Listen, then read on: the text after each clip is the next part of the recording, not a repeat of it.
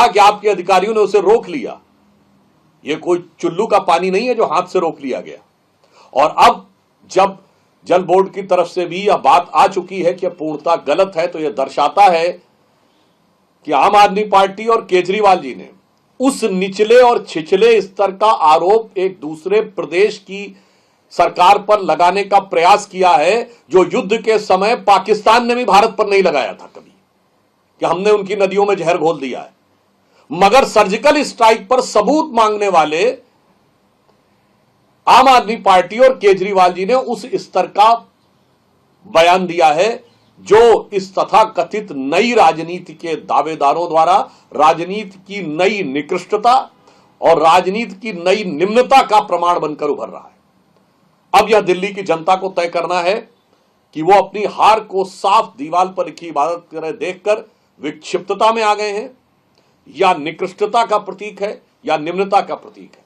और अब मैं कह सकता हूं कि जहरीली बानी बोलने वाले केजरीवाल जी की पानी पर दी गई यह बानी निश्चित रूप से दिल्ली के हर व्यक्ति के मन को झकझोर रही है कि राजनीति किस सीमा पर जा रही है, और यह दिल्ली के मान सम्मान का प्रश्न है।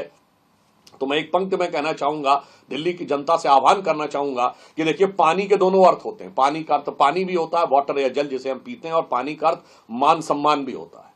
तो रहीमन पानी राखिए, बिन पानी सब सून, और पानी गए न उबरे, मोती मानस चून। अर्थात अब ये पानी पर दी गई इस जहरीली बानी से के द्वारा आपको दिल्ली के मान सम्मान और स्वाभिमान का भी उसी प्रकार से रक्षा करनी है, जैसे कि इस प्रकार की बातों से दिल्ली और देश की जनता को सावधान होने की जरूरत है। और एक और बात लॉजिकल कह दूं, भाई दिल्ली में क्या आपको लगता है कि सिर्फ आम आदमी पार्टी के सपोर्टर रहते हैं? 56% वोट हमें मिले हैं लोकसभा में।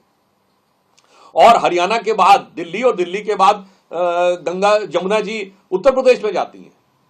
कोई कम पढ़ा लिखा व्यक्ति कह रहा होता तो एक बार हम मान लेते कि वो बहकावे में कह रहा है, पर स्वघोषित अत्यंत पढ़े लिखे IIT ग्रेजुएट यदि कोई यह बात कह रहा है तो इसका मतलब यह बचकानी नहीं, यह शरारतन बोला जा रहा है, और यह किसी बहुत गहरे षड्यंत्र के द्वारा अपनी हार को छुपाने के लिए इस प्रकार की निम्न स्तर की बातें की जा रही है।